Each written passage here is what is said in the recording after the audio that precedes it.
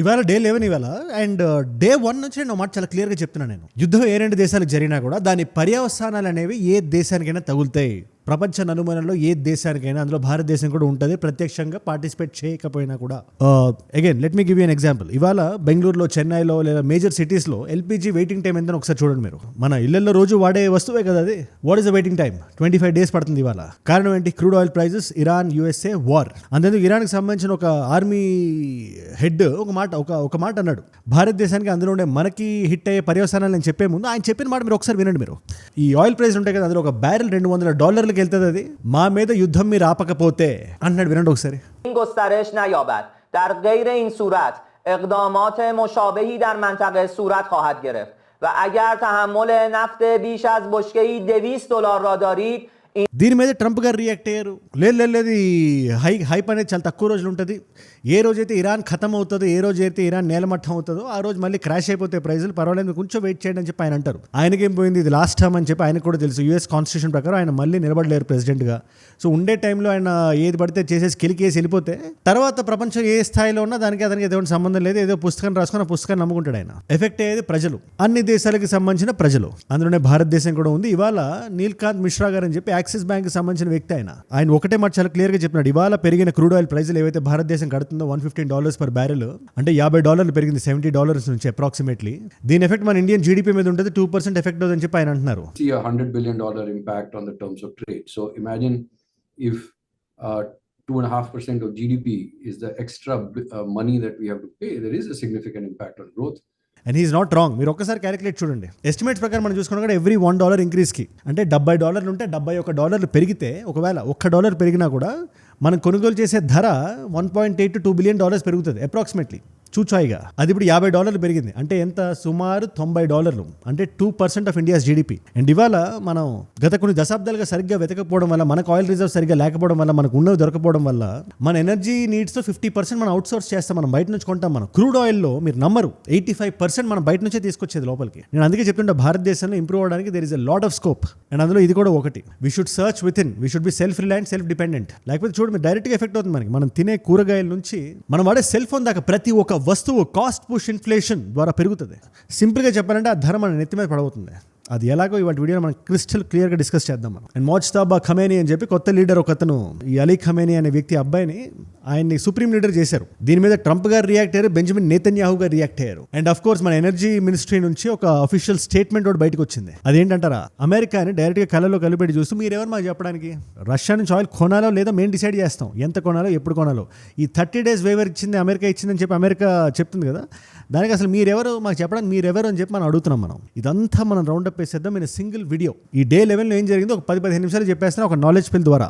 And యుద్ధ సమయంలో గంటకి అప్డేట్స్ వస్తున్నా కూడా దాన్ని అంతటిని కన్సైజ్గా అందరికీ అర్థమయ్యే భాషలో మార్చి ఈ వీడియోస్ నేను చేస్తున్నా.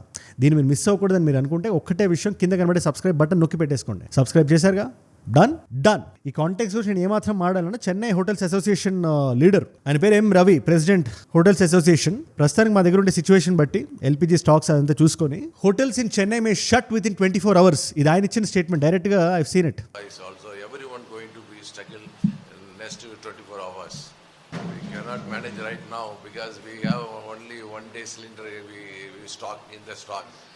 విద్యార్థి భవన్ లాంటి హోటల్ బెంగళూరులో ఎల్పిజి లేదు కాబట్టి సరిపడా దోశలు మేము చేయలేకపోతున్నాం చెప్పి దోశలు లేవని చెప్తున్నారు. బెంగళూరులో వెళ్ళే వాళ్ళు విద్యార్థి భవన్కి ఏదో ఒక టైంలో వెళ్ళే ఉంటారు, అంత ఫేమస్ ఆ పర్టికులర్ ప్లేస్. వాళ్ళే అలా అంటున్నారంటే సిచ్యువేషన్ ఎంత క్రిటికల్గా ఉందో ఒకసారి మీరే చూడండి. మీరు అగైన్ ఎల్పిజి అంటే లిక్విఫైడ్ వర్షన్లో ఉంటుంది, అది ప్రోపేన్ అనదర్ ఎలిమెంట్ రెండు కలిపి ఉంటాయి. అవి ఇండియా నుంచి ఒక పుష్ వస్తుంది, లేదు మన ఇంటర్నల్ ప్రొడక్షన్ పెంచాలి అని చెప్పి. కాకపోతే ఇది మరీ టూ లేట్ అయిపోవడం వల్ల మనం బయట నుంచి ఎక్స్పోర్ట్ చేసే ఏదైతే ఎల్పిజి ఉంటుందో దాని సరఫరా బాగా తగ్గిపోయింది. దాని రిజల్టే ఇది. అండ్ సడన్ గా ఎందుకు ఎల్పిజి సిలిండర్ షార్టేజ్లో మన దాకా ఎఫెక్ట్ అయ్యే అంత ఏం జరిగింది? ఆయిల్ ధర ఎందుకు అంత పెరిగింది? క్రూడ్ ఆయిల్ ధర ఎందుకు $50 పెరిగింది అనే డౌట్ మీ అందరికీ రావచ్చు కదా. దాని అంతటికీ కారణం నిన్న నేను చేసిన వీడియో థంబ్నెయిల్ మీరు చూసే ఉంటారు కదా. అగైన్ వీడియోలో కూడా నేను చెప్పాను, నిన్న టెహరాన్ని వాళ్ళు ఎలా అయితే మార్చారో, ఇజ్రాయెల్ అమెరికా కలిపి ఆకాశం కనబడని స్థాయికి, పెట్రోల్ రైన్ కురిసే స్థాయికి అక్కడ ఉండే ఆయిల్ కన్స్ట్రక్షన్స్ ని, వాళ్ళ సైట్స్ ని కూల్చారు అన్నట్టు. ఒక మాట, ఇవాళ ప్రపంచం మొత్తం యుఎస్ కి, ఇజ్రాయెల్ కి, ఇరాన్ కి మధ్యలో జరుగుతున్న యుద్ధాన్ని చూస్తుంది. అండ్ ఇలాంటి సిచ్యువేషన్స్ మనకు ఒక్క నిజాన్ని, ఒక సింపుల్ ట్రూత్ ని తెలిసేలా చేస్తాయి. అదేంటి? World has become extremely unpredictable అని. ఒక్క డెసిషన్, ఒక్క మిసైల్, ఒక్క మిస్టేక్ ప్రపంచం మొత్తం కాన్సిక్వెన్స్లు చూసేలా చేస్తుంది. ఇది జస్ట్ బార్డర్ల దగ్గర మాత్రమే కాదు, మార్కెట్స్ లో, ఎకనామిక్స్ లో, ఎవ్రీడే లైఫ్ లో. And honestly life it self is unpredictable. Uncertain events అనేవి ప్రపంచంలో ఎప్పుడైనా, ఎక్కడైనా, ఎనీ టైం జరగవచ్చు. అది 2008లో వచ్చిన రిసెషన్ అయినా 2020లో వచ్చిన కోవిడ్ అయినా, అంతెందుకు ఒక రోడ్ యాక్సిడెంట్ అయినా, ఈ హెల్త్ ఎమర్జెన్సీస్ అనేవి ఎటువంటి వార్నింగ్ లేకుండా వస్తాయి. ఒక సడన్ ఇల్నెస్ కానీ ఒక సర్జరీ కానీ మీ లైఫ్ మొత్తం మీరు కాపాడుకున్న సేవింగ్స్ మొత్తాన్ని వైప్అవుట్ చేసేలా చేస్తుంది. ఆ హాస్పిటల్ బిల్సే లక్షల్లో ఉంటాయి. అందుకే చెప్తున్నా హెల్త్ ఇన్సూరెన్స్ మనలాంటి వాళ్ళు తీసుకోవడం చాలా ఇంపార్టెంట్. బట్ ఇక్కడ రియల్ ప్రాబ్లం ఏంటో తెలుసా? రైట్ పాలసీని చూస్ చేసుకోవడం. మార్కెట్లో 25+ కంపెనీస్ ఉన్నాయి, 100కి పైగా పాలసీలు ఉన్నాయి. ఎలా సెలెక్ట్ చేసుకుంటాం? It gets really confusing. That's why I recommend Ditto insurance. It's a zero the back company. మిమ్మల్ని రైట్ పాలసీ చూస్ చేసుకునేలా చేస్తుంది ఆనెస్ట్ స్పామ్ ఫ్రీ అడ్వైస్తో. వాళ్ళ కన్సల్టేషన్ కానీ ప్లాన్ కంపారిజన్ కానీ అంతేందుకు even claim support is free. Ditto మీ తరపున fight చేస్తుంది, మీకోసం ఫైట్ చేస్తుంది, మీకు కావాల్సిన పేపర్ వర్క్ని రెడీ చేస్తుంది, 24/7 క్లెయిమ్ సపోర్ట్ని ఇస్తుంది. Advisories are regional now. I strongly recommend Ditto insurance. కొనే ముందు క్లారిటీ కోసం కింద కనబడే డిస్క్రిప్షన్లో ఉండే లింక్ను కొట్టండి, ఒక ఫ్రీ కన్సల్టేషన్ బుక్ చేసుకోండి డిట్టోతో.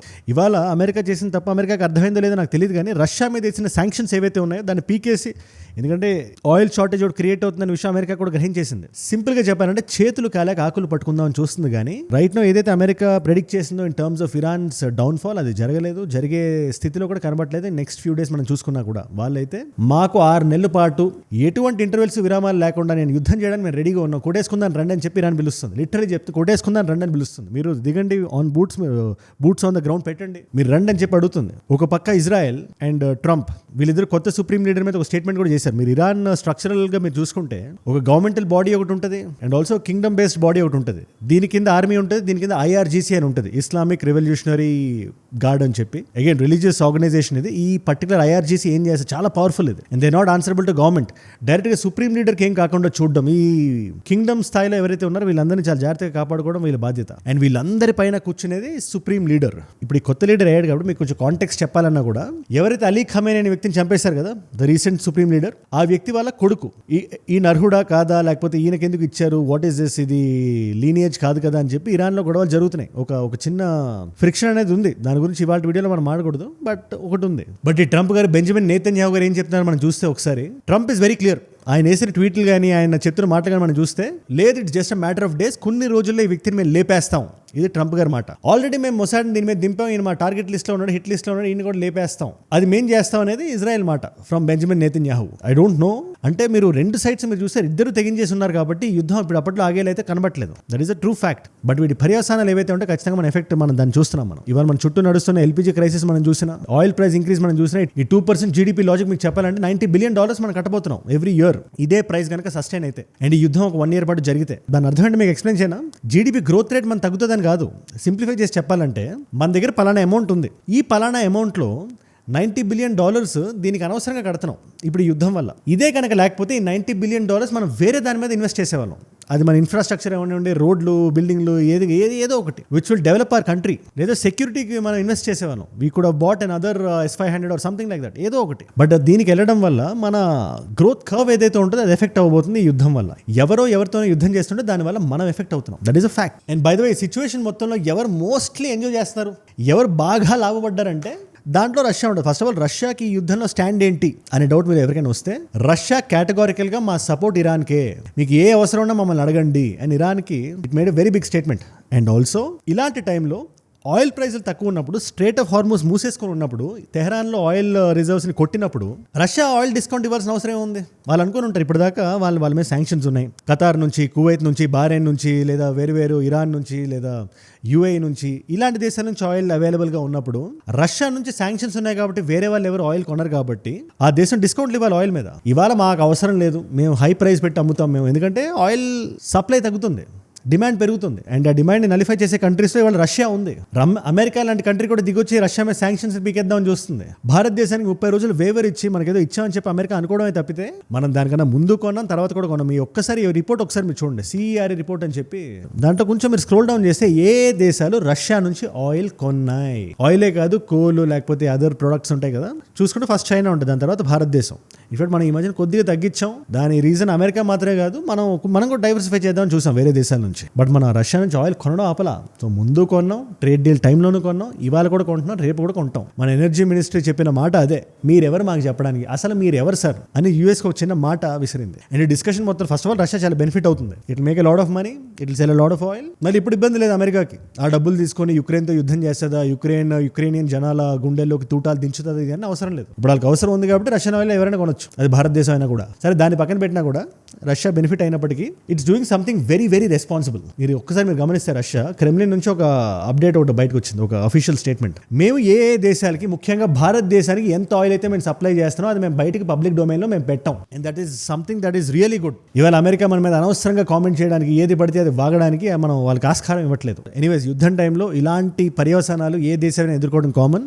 All we need to do is stay strong and maximum మనకి జరిగే డ్యామేజ్ని రెడ్యూస్ చేయడానికి మనం చూడగలగాలి till the war is over. ఎందుకంటే 2 మంది ఈగోతో కొట్టుకుంటున్నారు అక్కడ, దానికి భారతదేశానికి ఎటువంటి సంబంధం లేదు. And different people different claims కూడా మళ్ళీ దాని మీద. ఇరాన్ ఏముంటుంది, అమెరికన్ సోల్జర్స్ మేము ఈజీగా 500 మంది చంపేశాం అని ఇరాన్ చెప్తుంది. ఆన్ గ్రౌండే మేము లేపేశాం అని చెప్పి, లేదా నంబర్ 10-20 ఉందని చెప్పి అమెరికా చెప్పడం, ఇజ్రాయెల్ సోల్జర్స్ 100లో ఉన్నారని వీళ్ళు చెప్పడం, వీళ్ళు 10లో ఉన్నారని వాళ్ళు చెప్పడం, వాళ్ళు 100లో ఉన్నారని వీళ్ళు చెప్పడం. ఇలా నంబర్స్ అని మనం చూసుకున్నా కూడా, అందరి నంబర్స్ మనం టాలీ చేసి చూసినా కూడా సుమారు యుద్ధం ఇప్పటిదాకా 1800 నుంచి 2200 జీవితాన్ని లాగేసింది, నేలమట్టం చేసేసింది. వాళ్ళు ఏ దేశానికి సంబంధించిన వాళ్ళైనా అవనివ్వండి, జస్ట్ ఒక వ్యక్తి ఈగోకి పోయి ఆ దేశానికి సంబంధం లేకుండా దిగినందుకు this is the result that we're seeing. దీని మీద మీరు ఏమంటే నా కింద కామెంట్స్ లో రాయండి. ఇవాళ కూడా నేను వీడియో షూట్ చేస్తున్న టైంలో కూడా సౌదీకి, ఖతార్కి మిజైల్స్ వెళ్తున్నాయి ఫ్రమ్ ఇరాన్. అండ్ ఇరాన్ కూడా ఈ $200 per barrel ఎట్లా రీచ్ చేయడానికి చూస్తుంది. ఆ చుట్టూ ఉండే దేశాలన్నీ ఉంటాయి కదా, వాటిలన్నిటి మీద కంటిన్యూస్గా ఇలా బాంబింగ్ చేస్తుంటే ఆ రిజర్వ్స్ అన్నిటిని వాళ్ళు వాడకుండా ఆపేసే స్థాయికి, వాళ్ళు బయటికి ఆయిల్ లాగకుండా ఆపేసే స్థాయికి ఇరాన్ కానీ లాగగలిగితే అంతే, ఇంకా సప్లై డిమాండ్లో సప్లై తగ్గిపోతుంది, డిమాండ్ పెరిగిపోతుంది. డిమాండ్ పెరిగితే ఆబ్వియస్లీ కాస్ట్ పెరుగుతుంది. ఆ కాస్ట్ని $200 పట్టుకెళ్ళాలని చెప్పి ఇరాన్ ప్లాన్ ఇవ్వాలి. మొత్తం వరల్డ్ మార్కెట్, నేను చెప్తున్నా వరల్డ్ మార్కెట్ మొత్తం షేక్ అయిపోతుంది దెబ్బకి, ఇరాన్ ప్లాన్ కానీ సక్రమంగా వాళ్ళు నిర్వర్తించగలిగితే. సో ఈగోలో ఎవరు దిగుతారో మనం చూడాలి. We are mere spectators here. మన దేశస్తులు ఎవరైనా ఆయా దేశాల్లో ఉంటే వాళ్ళ గురించి ప్రే చేయడం తప్పితే ప్రస్తుతానికి వీ నీడ్ టు ప్రే. చెప్తున్నానుగా, నేను ముందు చెప్పినట్టు everybody needs a health insurance. దాని లింక్ కింద డిస్క్రిప్షన్లో ఉంది. Book your free call with ditto now. యూరోప్లో ఇవాళ మల్టిపుల్ చాయిస్ క్వశ్చన్ కొంచెం వరల్డ్కి సంబంధించి మనం అడుగుదాం. యూరోప్లో బెర్లిన్ వాల్ అని, ఫాల్ ఆఫ్ బెర్లిన్ వాల్ అంటారు. దీని తర్వాత కోల్డ్ వార్ కొంచెం ఆగింది. అప్పటిదాకా జరిగిన కొన్ని దశాబ్దాలుగా నడిచిన కోల్డ్ వార్, అది ఏ సంవత్సరంలో జరిగింది? Option A is 1975, option B is 1981, option C is 1989, option D is 1993. మీ సమాధానం కింద రాయండి. కరెక్ట్ ఆన్సర్ నేను పిన్ చేస్తా. అండ్ ఆల్సో తెలుసుకుంటే ఈ ఆన్సర్స్ నేను తెలుసుకోవాలనుకుంటే ఇన్స్టాగ్రామ్కి వచ్చేసేయండి. అజయ్ ఫ్రామ్ ఏజుడ్ అని ఉంటుంది, అజయ్ ఫ్రామ్ అని రాయండి. It's a verified profile, tick mark ఉంటుంది, 1+ మిలియన్ ఫాలోవర్స్ ఉంటారు. మీరు టక్ అని వచ్చేయచ్చు. నేను చెప్తున్నాను కదా, అక్కడ మీరు ఇస్తున్న మీరు అడుగుతున్న టాపిక్స్ ఉంటాయి కదా, మీరు పంపిస్తున్న ఆర్టికల్స్ కానీ అవన్నీ వీడియోస్ నేను ఇంక్లూడ్ చేయడానికి చూస్తుంటా. నేను ఏజుడ్ అంటే నేను ఒక్కడనే కాదు కదా, మన అందరి గొంతు కలిస్తేనే మన ఛానల్. సో కీప్ సెండింగ్ మీ there. Let us all be a part of a tight knit community. And ఏజుడ్ గ్లోబల్ అని మీ నాన్ తెలుగు ఫ్రెండ్స్కి నా కైండ్ ఆఫ్ వీడియోస్ మీరు షేర్ చేద్దాం అనుకుంటే డెఫినెట్లీ దాన్ని ఫాలో అయి పెట్టుకోండి. అండ్ మీరు ఇక్కడ దాకా ఈ వీడియోలో వచ్చారంటే నా వీడియోస్ మిమ్మల్ని ఆకట్టుకుంటున్నాయి, ఒక వాల్యూ పొందుతున్నారు. Thank you so much for that. మీరు ఇస్తున్న వాచ్ టైం, మీ రిటెన్షన్ ఉంది కదా, ప్రాణం పెట్టి నన్ను పనిచేయడానికి, రోజు నిర్భయంగా నిర్మోహమాటంగా మాట్లాడడానికి నన్ను ప్రేరేపిస్తుంది, ప్రోత్సహిస్తుంది. దానికి మీరే నా ప్రేరణ. Yo my inspiration. ఏ ఒక్క రోజు నేను ఆగను, ఖచ్చితంగా నా అప్డేట్స్ వస్తూనే ఉంటాయి. వాటిని మీరు మిస్ అవ్వకూడదు. మనందరం ఆడుకునే భాషలో ఒక నాలెడ్జ్ పిల్ల డైలీ 10-15 మినిట్ వీడియో మీకు వచ్చేయాలంటే కింద కనబడే సబ్స్క్రైబ్ బటన్ నొక్కి పెట్టేసుకోండి. సబ్స్క్రైబ్ చేశారుగా, డన్. మీకోసం నేను వీడియోస్ పెడుతున్నాను. ఇక్కడ ఇరాన్లో ఏం జరిగింది, ఆయిల్ రిజర్వ్స్ మీద ఇరాన్, తెహరాన్ మొత్తం బర్న్ అవుతుంది. ఇవాళ ఏం జరుగుతుంది, ఆ క్రిస్టల్ క్లియర్ ఎక్స్ప్లెనేషన్ కావాలంటే ఆ వీడియో ఇక్కడ ఉంది. లేదా అసలు యుద్ధం ఎలా స్టార్ట్ అయింది అనే డౌట్ మీకు వస్తే ఆ వీడియో ఇక్కడ ఉంది. మీకు ఏ వీడియో ఇంట్రెస్ట్ ఉంటే ఆ వీడియోని చూడండి. నేను మళ్ళీ మిమ్మల్ని రేపు ఇంకో వీడియోతో కలుస్తా. మనందరం కలిసి పెరగాలి, కలిసి ఎదగాలి. Let us all grow together. Let us all rise together. Rise above ignorance, rise above arrogance, rise above hate. ఏజుడ్ అంటే మనం. జై హింద్, జై భారత్, జై ఆంజనేయ. ఓం నమః శివాయ.